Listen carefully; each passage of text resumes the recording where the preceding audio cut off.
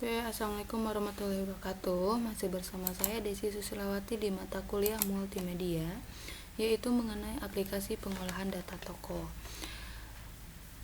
Nah, silahkan dibuka Microsoft Excel-nya masing-masing.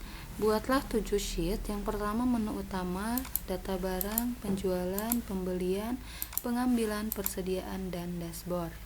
Di menu utama seperti biasa, buatlah semenarik mungkin dengan gambar masing-masing. Tidak harus mengikuti saya untuk aplikasinya. Tampilan dari menu utamanya silahkan sekreatif mungkin. Dan di sini ada 7 tombol menggunakan tab, yaitu ada pembelian, persediaan, penjualan, pengambilan, data barang, dan dashboard. Nah, untuk pembelian, persediaan, penjualan, dan pengambilan data barang lalu dashboard itu menggunakan hyperlink. Seperti biasa, pembelian ke sheet pembelian, persediaan ke sheet persediaan, begitupun sampai dashboard. Yang pertama yaitu data barang. Data barang di sini diketikkan manual ya, dari nomor sampai nama suppliernya. Di sini ada tombol menu untuk kembali ke menu utama. Di data barang itu ada kode barang yang tidak diketikkan secara manual, yaitu menggunakan custom ya. Untuk KK1, KK2, dan KK3 itu sebetulnya kita hanya menuliskan angkanya saja. Contohnya saya akan contohkan di sini menggunakan JJ. Teman-teman silahkan nanti contohkan di bagian kode barang. Nah, di sel ini saya klik kanan, lalu pilih format sel. Nah, tipenya itu silahkan diganti ya menjadi JJ. Kalau teman-teman tidak ada, silahkan ketikkan manual saja. Kutip JJ atau KK strip kutip 00 hashtag atau pagar. Sekali lagi, kutip JJ atau KK strip kutip 00 pagar. Lalu klik OK. Nah, di sini masih JJ, gantikan dengan 1. Nah, ini otomatis JJ 001. Ya. Kalau di sini JJ HH 002, berarti kita tarik ke bawah, ini kita ganti 2, 3, dan seterusnya ya. Lakukan hal yang sama di bagian kolom kode barang. Selanjutnya setelah kode barang, kita beralih ke persediaan ya. Jadi penjualannya dikosongkan saja sampai ke pengambilan. Di persediaan, nah ini ada kode barang, nama barang, persediaan awal. Lakukan dulu sampai HPP ya. Di sininya nanti setelah pembeliannya itu selesai. Di nomor sampai HPP dulu silahkan ketikkan secara manual. Lalu ada tombol menu untuk kembali ke menu utama.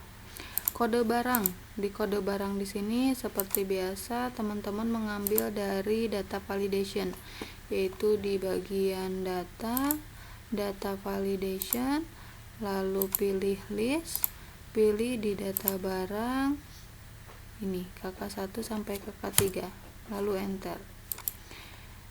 Setelah itu nama barang ini KK2, KK1, nah ini ya KK2.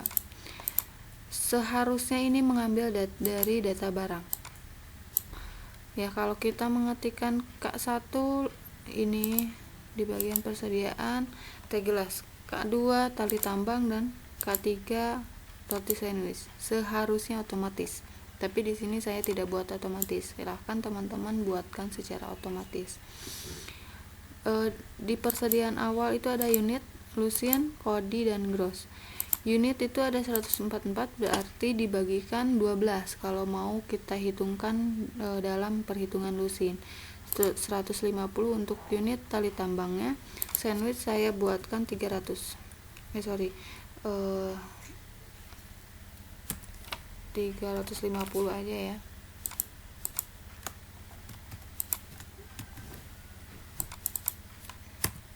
Nah, Berarti untuk plusin kodi dan grossnya itu otomatis ya. Untuk gross dibagi 144, untuk kodi dibagi 20, untuk plusin dibagi 12. Nah, HPP di sini diketikkan manual, tergantung kita menuliskan HPP untuk nama barang teh gelas itu berapa, tali kambang itu HPP-nya mau berapa, roti sandwichnya HPP-nya mau berapa. Itu tergantung kita yang menentukan. Nah, setelah di persediaan kita beralih ke penjualan. Di penjualan ini ada HPP. HPP di sini mengambil dari menu persediaan. Nah, ini. Di data penjualan ada tanggal yang dituliskan secara manual, tetapi teman-teman silahkan diganti formatnya itu ke date. Mau short date atau long date silahkan. Nama barang itu data validation, yaitu diambil dari data barang. Unit ini tergantung teman-teman mau menentukan berapa, artinya ini diketik secara manual. Harga pun sama, diketik secara manual, tetapi syaratnya di setiap harga itu tidak boleh mengetikkan secara manual RP dan titiknya ya. Kalau diketikkan secara manual ini tidak akan dikalikan, tidak akan bisa ditambahkan ataupun dibagikan. Di bagian harga ini ketika kita menuliskan 5.000, tulis saja 5.000 ya. Akan tetapi di bagian formatnya itu diganti menjadi currency. ERP ini akan secara otomatis muncul. Selanjutnya untuk jumlah harga juga sama ya, digantikan formatnya menjadi currency. Lalu di bagian diskon, sebetulnya persen di sini saya tidak mengetikkan secara manual, akan tetapi formatnya itu digantikan dengan percentage. Ya, ini digantikan dengan percentage, menjadi persennya itu dimunculkan secara otomatis. Lalu untuk HPP-nya di sini ada rumusnya, silahkan lihat di slide, yaitu dia mengambil dari persediaan. Kita lihat roti sandwich.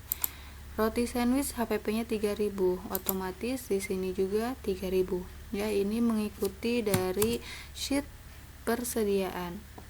Untuk ongkos kirim itu dituliskan secara manual. Kita yang menentukan apakah roti sandwich itu mempunyai ongkir atau tidak.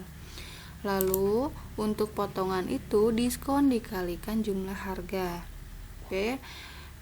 Setelah itu ada bulan. Bulan ini sebetulnya diambil dari tanggal yang di sini, karena di sini Desember berarti bulannya 12, di sini Januari bulannya 1. Total bayar didapat dari jumlah harga dikurangikan dengan total potongan dan ditambahkan dengan ongkir.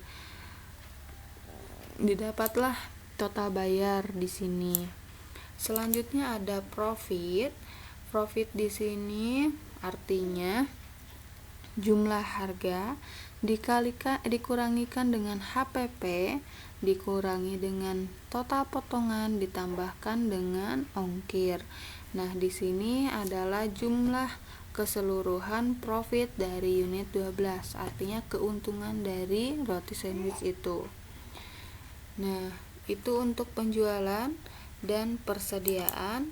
Sudah sampai sana saja di pertemuan 4, berarti sampai HPP ya. Kita lihat dulu untuk slide-nya. Nah, untuk pengambilan sih ini manual ya, teman-teman, tidak ada rumus tertentu. Di persediaan masih sampai HPP. Nah, ini ada rumus-rumusnya juga ya di bagian slide. Persediaan sudah, penjualan sudah, lalu ada pembelian barang ya. Satu lagi ya, pembelian barang ya. Di pengambilan sih ini cuma tulisan aja ya, pengambilannya itu ada gaji karyawan atau biaya listrik dan sebagainya. Sekarang di pembelian Di pembelian ini kakak 01, kakak 02, kakak 03 ini mengambil dari data barang ya, jadi bukan dituliskan secara manual. Teh gelas, tali tambang, roti sandwich seharusnya sih otomatis ketika kita mengetikkan kakak 1 itu berarti teh gelas. Tetapi di sini karena ini mengambil dari data barang, otomatis ini langsung seperti ini, berarti teh gelas, tali tambang, dan roti sandwichnya tidak akan berubah-ubah, berarti boleh diketikkan secara manual. Nah ini nama suppliernya dituliskan secara manual, unitnya pun sama, total harganya pun sebetulnya bukan diketik secara manual ya. Untuk 60.000 ini total harganya. Kita lihat dulu untuk kode barang di sini didapatkan dari data barang, unit dan total harga di input. Oh, berarti total harga di sini di input manual, HPP-nya itu didapat dari HPP sebelumnya ya di penjualan. Berarti kode barang, nama barang, nama supplier, unit dan total harga itu diketikkan secara manual. Beda dengan kode barang itu diambil dari data barang. HPP ini diambil dari data penjualan yang ada di sini ya. Berarti teman-teman silakan lakukan hal yang sama, sheet menu utama, data barang, penjualan, pembelian, pengambilan, dan persediaan. Sampai sini tetapi persediaannya ya. Untuk selanjutnya pembelian, persediaan, penjualan, persediaan, akhir itu sih sebetulnya cuma dibagi-bagi saja ya. Ini diambil dari data pembelian, unitnya berapa, ini kan 40, berarti ini diambil dari sini.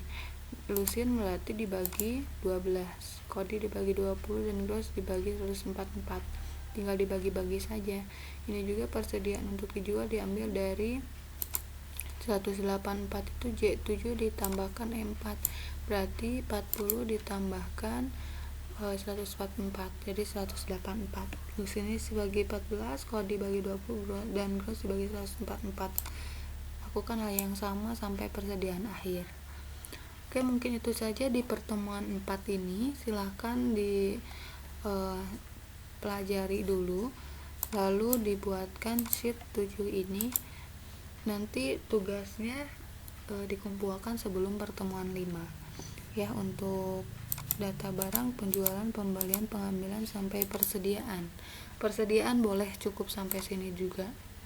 Oke, terima kasih banyak. Assalamualaikum warahmatullahi wabarakatuh.